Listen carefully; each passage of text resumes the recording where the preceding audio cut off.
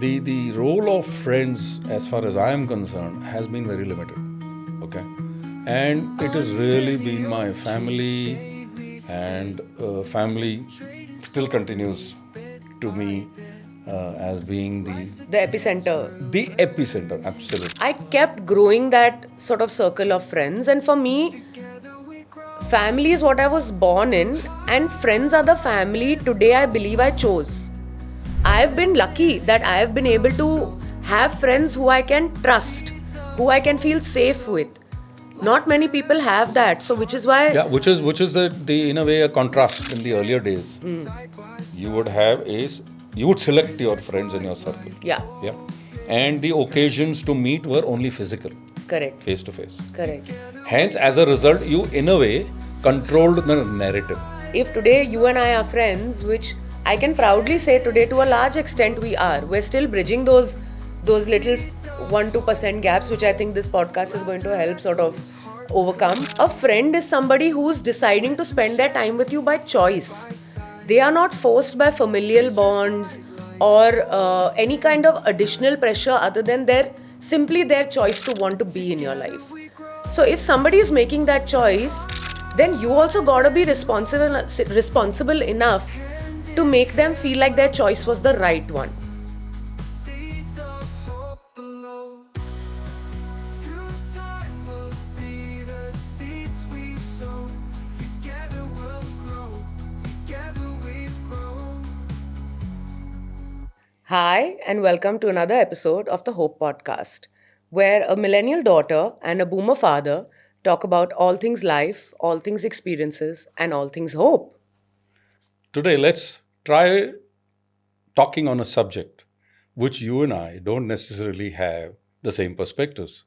In fact, we have quite different experiences too, and that is in the area of friends and friendships. Interesting.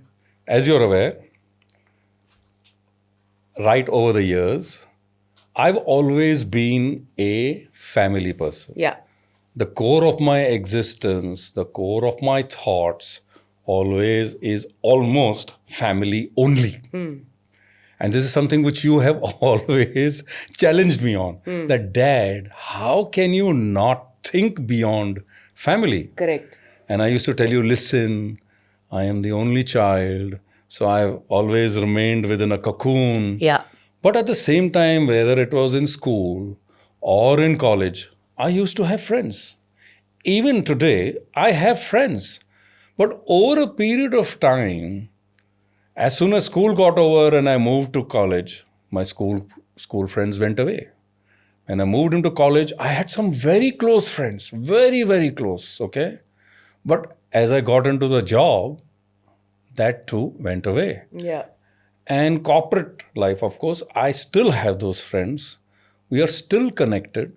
And I have a small group of friends who are neither from the school time, neither from the college time, but are friends I have made in the last 20 years on the social side. Yeah.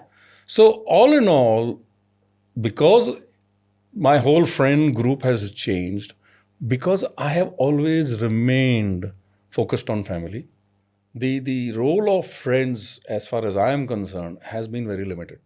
Okay, and it has really been my family, and family still continues to me as being The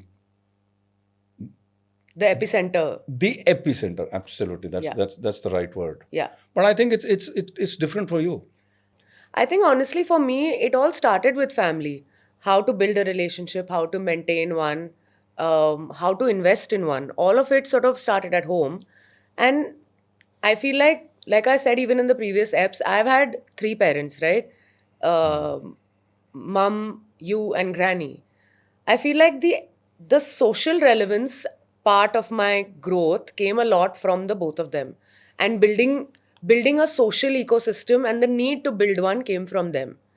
Subsequently, I think I also was lucky enough to go to a school where the importance of bonding was also fairly strongly emphasized. We were always encouraged to do more group activities, more things as larger groups of girls. And I think maybe it was also core to growing up from that age to the age of 15 or 16 till when you pass out of school in Bombay, that you create those interesting friend groups. You meet people who are like you, or you meet other kids who are probably kids of other friends of your family and things like that.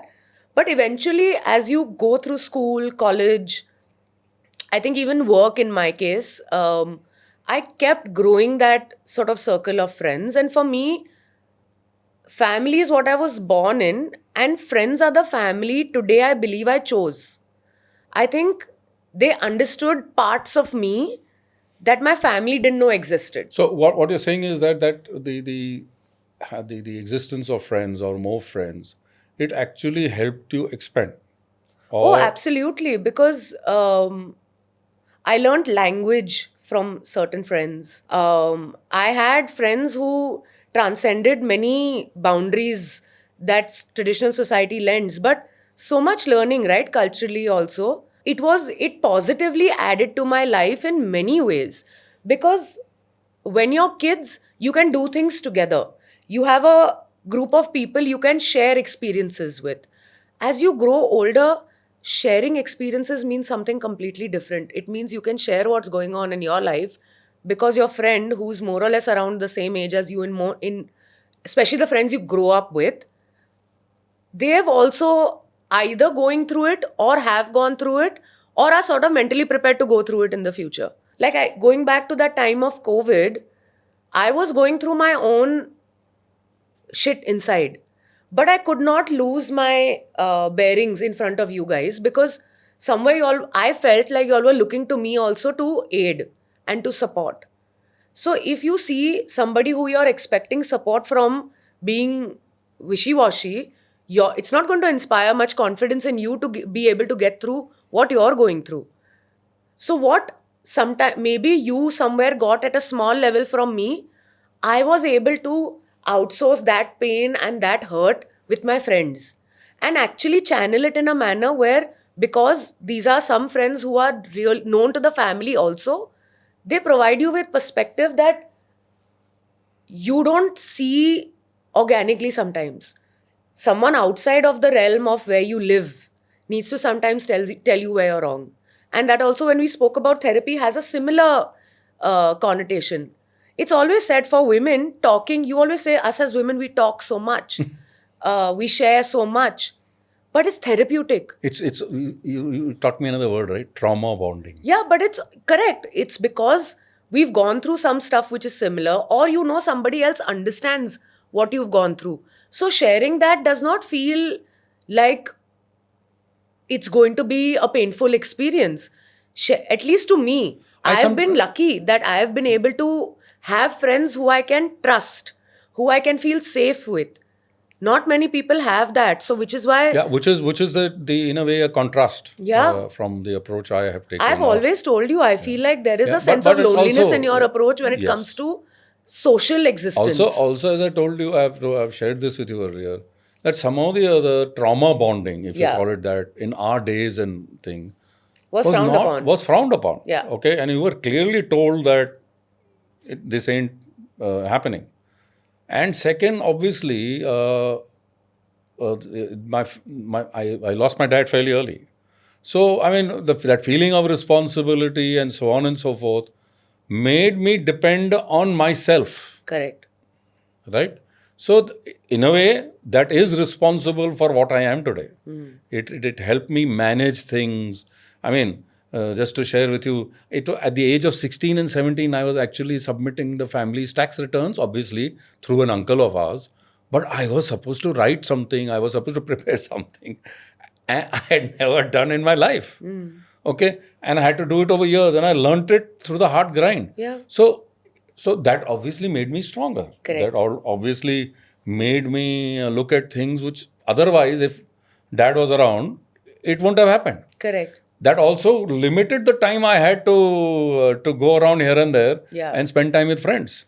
Yeah, because friendship grows like a tree. Exactly. You water it with love and affection, and I call it investment. yeah, And it's time that you're investing. correct. Because today, friendship is not a one-way street. No, if today you and I are friends, which I can proudly say today, to a large extent, we are. We're still bridging those little 1-2% gaps, which I think this podcast is going to help sort of overcome. See, I think the key is as we said, it is time investment. Okay, you have to. I would say one is time investment. Second piece is acceptance. Acceptance of people with different nature, Correct. with different what I call sanskars. Correct. Okay, it will need that too. Correct. Because as you grow as friends, as you spend more time with each other, you will get to know more and more about each other. Yeah. Okay, you will see nuances. Yeah. In fact, there is an old saying, I don't know which play or something, or it was, sometimes it says familiarity breeds contempt. Contempt. Yeah. So you have to stop from going that way. That's what I meant by acceptance. Yeah. So I think the key is, as far as I was concerned, one is the investment of time I had limited. One was in the early part of my life while I was schooling. And then when I just stepped into the job. So wherever it was possible within that environment, be it college or be it the job and the company, it used to work within that cycle. Correct. But beyond that cycle, it wasn't happening. In a way, you can say somehow the other I got used to not doing it. Correct. Okay. No, I think also what you said about investment is very key. Anything that you put your time, effort, love in will bear some sort of fruit, no, eventually. And for friends, it's never, like I said, it's never a one-way street. If today I am sharing with you, you're sharing with me. Tomorrow, I'm sharing something really deep with you and I need your help. But 3 days later, you might need my help also. Yeah, So absolutely. friendship also teaches you the essence of sometimes give and take. It also makes you realize that everything is not about you. It's also about being balanced, because a friend is somebody who's deciding to spend their time with you by choice. They are not forced by familial bonds or any kind of additional pressure other than simply their choice to want to be in your life. So if somebody is making that choice, then you also gotta be responsible enough to make them feel like their choice was the right one. Which is where the concept of then friends for reason, season, and lifetime comes. And this is something I've heard from so many people. Now, I have 2 friends who have literally grown up with me. Yeah. I mean, mom says I don't have 2 kids, I have 4, right? She's always said this. We, for example, have coffee mugs with our initials in all our homes. It's rare. We've spent 30 odd years getting to know each other, becoming family to each other. There are times where we have these very intense conversations where, especially one of my friends, she'll turn around and say, you do realize that we are all that there is going to remain after our parents go. It's a very scary thought. But you are, I mean, Mamaji is of a certain age, you are of a certain age. That eventuality is inevitable. But friends help you realize that you'll not be alone in the world after the family that has kept you rooted exits. No, I think it's also a lot to do with the environment. Okay. Although, I would say that my personality is probably like that. It's easy to blame the personality or put it on the personality. I am a bit of a closed person. But I think it's also the opportunities, the resources, the gadgets which Yeah. have come have made sharing easier. Yeah. But at the same time, it also leads to oversharing. But there is also another side, Papa, that technology has done. Yes, there is sharing, there is oversharing. Today, if I'm sitting in another country, I can WhatsApp you or I can FaceTime you and chat with you, which obviously technologically didn't exist back then. Yeah, yeah. But that has also created so much loneliness. People have gotten used to having interactions through screen, which limits these kind of conversations yeah, where you're but- setting it aside See, and but, building it. The point I was trying to make was that in the earlier days, you would select your friends in your circle. Yeah, Yeah. And the occasions to meet were only physical, correct, face to face. correct. Hence, as a result, you in a way controlled the narrative. Okay, you controlled what gets discussed. Why? Because of the type of friends you would select And for the amount of time you're and spending the with amount them. of time. But today, you obviously are friends with many people. Okay, you're also open to a lot many narratives. A lot of narratives which you don't need. A lot of narratives you may not be comfortable with, but you get dragged in not for commenting sake, but even from a reading point of view. And that's where I always say friendship is good and bad, and sharing is good and bad. But you got to, in my view, again, coming from that, you can say I'm from the dark ages type. It's very important for us to keep the narratives in control. You cannot open yourself to getting dragged into somebody else's narrative. But in my opinion, that defeats the purpose of friendship. Everything about friendship is the killing of judgment. If today I can't be emotionally naked in front of my best friend, it is a defeatist effort on my part as a friend. So that's where we differ. Yeah. So that's exactly when I said in the beginning, let's take a subject where the two of us have differing Yeah. perspectives. I have come up a different way. Yeah. In a way, a closed atmosphere. I won't say closed, but restricted. Yeah. I won't say restricted, wrong word again, limited. Yeah. Okay. In that world or in the days I came up, it was limited anyway Yeah. because of it being just a physical Yeah. thing. And then family, Yeah. family responsibility and the kind of environment I got into. I, in a way, got into in touch with people who were similar to me. Who were getting similar education, Yeah. who were working in a similar company. So what happened is those are the sort of spheres of influence, if you call that. So for me, the spheres of influence remained in a way a controllable environment. But that's why I feel, and this is again my opinion, that's why I feel a lot of those of your relationships remain transactional. Don't you feel later on in life when you did share Yeah. some pain, some with restriction? I understand. I'm not saying you need to. Limitation. You don't need to drop that basic boundary of decency. Yeah. Outside of that, it's fine. As long as you're not crossing their own boundary of comfort and your boundary of decency, everything is okay.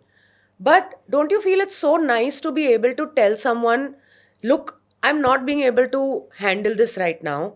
Can I talk to you about it? Maybe I just need to vent and I'll find my answer. So let me try and answer that. We were brought up in such a way that we are not supposed to discuss our problems with anybody. We are supposed to find our own answers or suffer. Okay? So that is the generation. That is the input we had, that you are a strong being. Tu sher ka beta hai. So that was the teaching. That was the messaging given to us, that you got to manage. Other people are managing. Why are you not able to manage? That was the kind of messaging given to us. You're not supposed to do the kind of sharing or trauma bonding, if you call it. Some of the other, that was the message we got. And that is what we grew up with. Okay. Nothing good or bad. Okay. It's just the environment we came in. But if you ask me, are there other friends of mine who actually did that also? Yeah. So chances are yes. Maybe 50-50.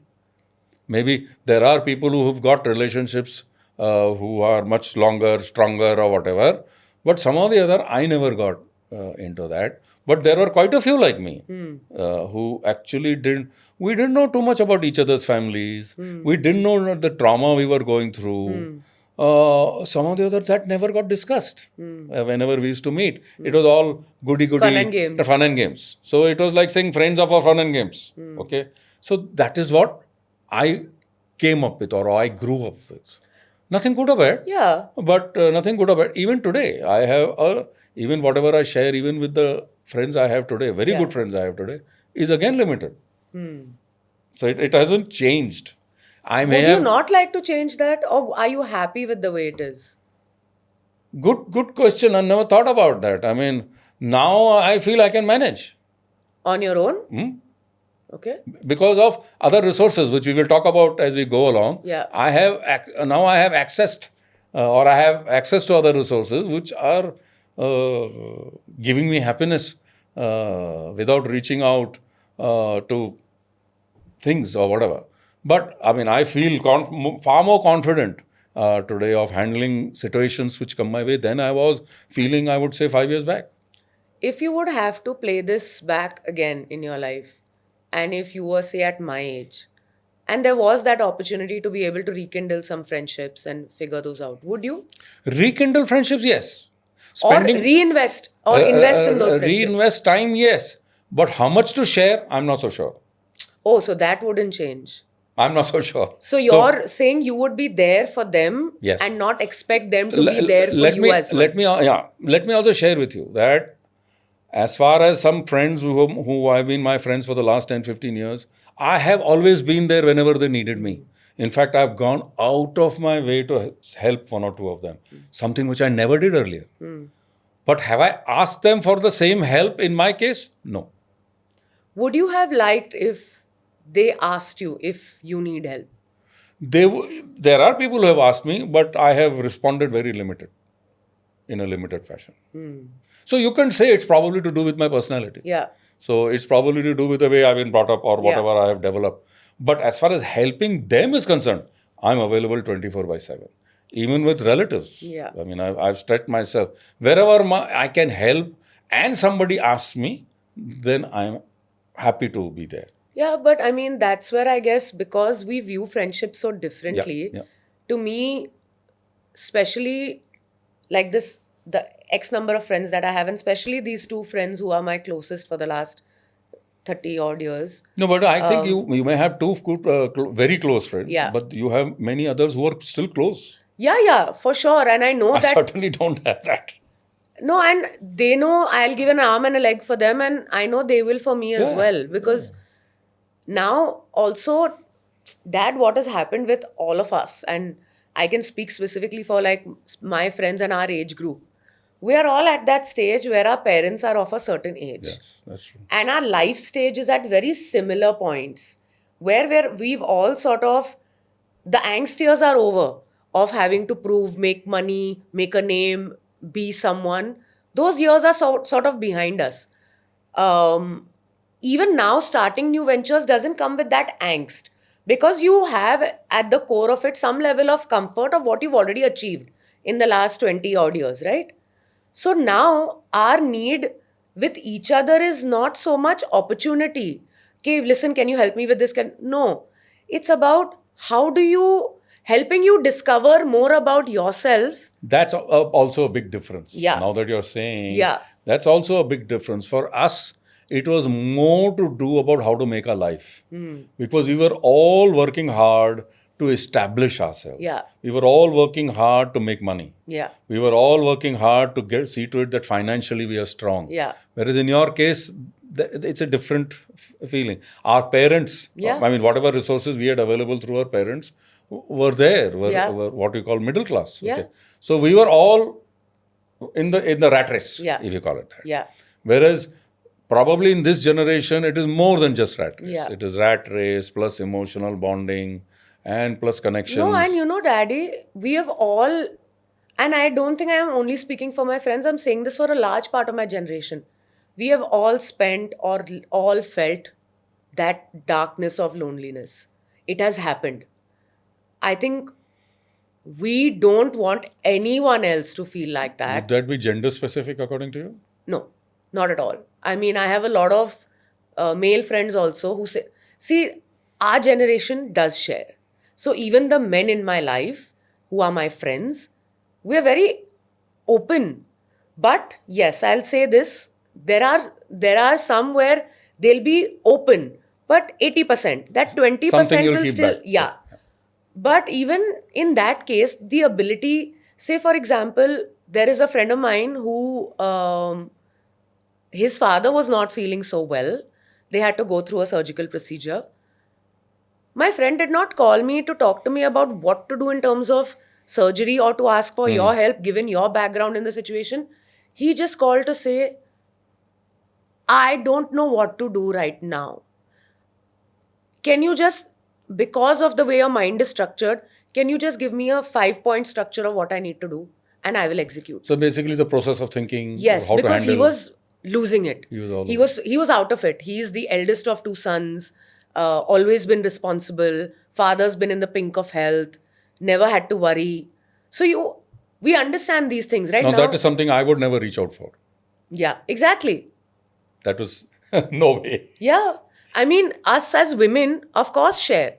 Like, I speak to a lot of my guy friends about guy problems because us women will have a certain perspective, right? Who gives us the So other side? the spectrum of things that you discuss Yeah. in today's generations is far wider Yeah. than our We even generation. discuss finances sometimes in terms of, listen, these are the things I'm investing money in, these are the stocks I'm buying, these are the shares That gets discussed, I think, but across. in a different way, saying that we literally are like, we are now on our 40 wala wicket. We now have to financially plan for our See, future as far also. as financial rat race is concerned, people Yeah. have tended to share opportunities or watch out for that investment. It can take you down. That has happened over the ages. Yeah. Okay. It's like saying he's my friend, so I should warn him. Yeah. Especially if it is losing money. XYZ company is not a great place to invest in. So that always gets done. But it's the other softer stuff, okay? Yeah. Which is more to do with you and your inside. And also dropping that level of insecurity because you have to feel safe with your friend, na? To You have share. to be share. Yeah, exactly. That is a big aspect. It was in our generation, it is viewed with doubt. Yeah. You know, you could it could be a condition of anything. It could Yeah. be personality related. It could be the way the family has dealt with things in the past. So it could be a multiple Correct. of factors. But in your generation, from what I'm understanding, is that it is far more open, whether it is male or female, or it's not gender specific. The amount of sharing that you guys do is for, so in a way, friendship. Can I be honest and say this? Friendship is a beacon of hope. Because today, somewhere, knowing that I have somebody outside of my family who is my safe place is very hopeful. I know that if there is a problem I can't share with you guys, I will have somebody who has my back, who makes me feel happy, who knows me, who doesn't judge me, most importantly, and will still give me my most sound advice.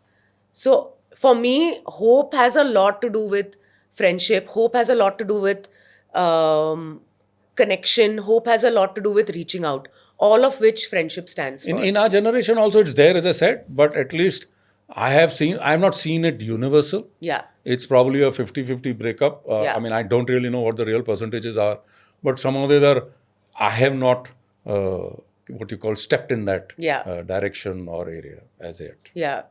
No, it's interesting sometimes to also sort of gas about things that we feel so Yeah, differently. and as I answered your questions very clearly, Yeah. that you said that would you like to do it again, and I told you what I would like to do again, Yeah. and there was another level which I would never.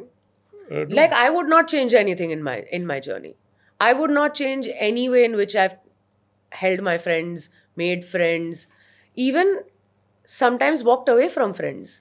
Because certain relationships, like I said initially, there is reason, season, lifetime. Some relationships may not stand the test of time. Oh, yes. You might outgrow certain relationships. Some might get toxic. Some might get hard to sort of bond with after a certain amount of time. And there is nothing wrong in being able to be honest with yourself and say, listen, dude, this isn't working. Something about this is feeling off. And that could be a friend you've had for, say, 8, 10 years, and you didn't realize that could also happen.